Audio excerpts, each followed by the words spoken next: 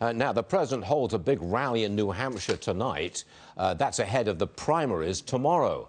Now, this is New Hampshire. He narrowly lost the state to Hillary in 2016. We have with us this morning New Hampshire's Governor, Chris Sununu. Mr. Governor, it's a pleasure to have you with us today. Thank you. Thanks for being here. Do you think that Mr. Trump wins your state, New Hampshire, this November?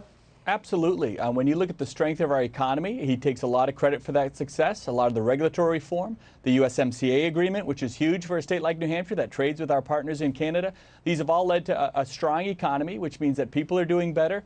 You have a state with the lowest poverty rate in the country, one of the lowest unemployment rates of the country, some of the highest wage growth in the country. That's not an accident, right? That's a combination of putting the economy first, which allows people to have more money in their pockets, and that's exactly how they're going to vote in November. Well, what's the anti-Trump sentiment like in New Hampshire? I'm thinking particularly in the suburbs around some of the larger cities there.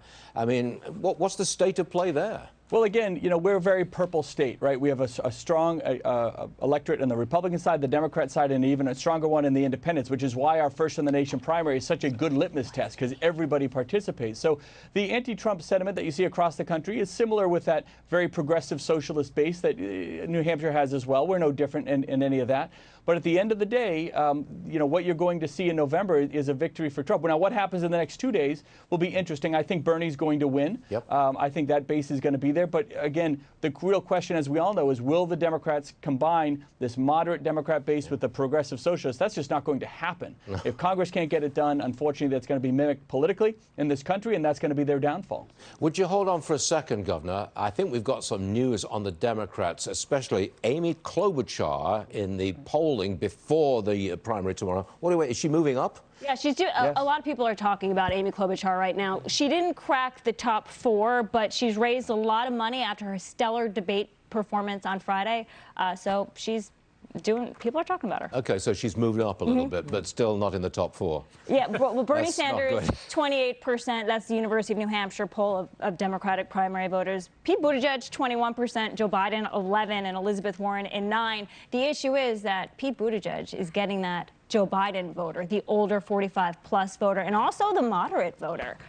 So everyone's attacking Pete Buttigieg right now because he might be the one to beat for the moderate lane. Hey, it's understandable entirely. Come back in again, Governor of New Hampshire. Sir, I'm told you're not going to be at the governor's meeting at the White House today. What do you make of Governor Cuomo of New York cancelling at the last minute? Wouldn't you like to be there if Governor Cuomo had been there so you could see Donald Trump deal with him? I don't think anyone tries to figure out Governor Cuomo's motives in anything, frankly. You know, across this country, Republican, Democrat governors get along very well. We were down at the NGA meetings. We were all at dinner with the president and the first lady last night, and the vice president as well. Governor Cuomo virtually never comes to any of these meetings. He doesn't participate. He doesn't really play well with others. And look at the results. You have businesses and individuals fleeing New York. And you know, it's good for me. I go in with a catcher's mitt, catching the businesses trying to get out of there because those guys don't know how to govern. At the end of the day, we all play pretty well together. But what you're seeing right now is the product of that is a lot of New Hampshire success, and that's why the president's coming. He's going to have so much positive energy behind him tonight. That's why, you know, the idea that Pete Buttigieg is a moderate. Are you kidding me? He's as socialist as they come. I mean, he's 2 steps behind Bernie there. You are going to see Klobuchar surge. And that's because she's going to be taking some votes from Yang, Biden, maybe even some of these Warren progressives that are looking for a female candidate. They're going to be jumping over to Amy, and I think she's going to do very, very well tonight. But again, the president at the end of the day wins New Hampshire because we're such kind of an economic success story for him, for ourselves, for our businesses, and for our families. Governor, great to have you on the show today. We really appreciate you being with us. Thank you Thank you very much, sir. See you again soon.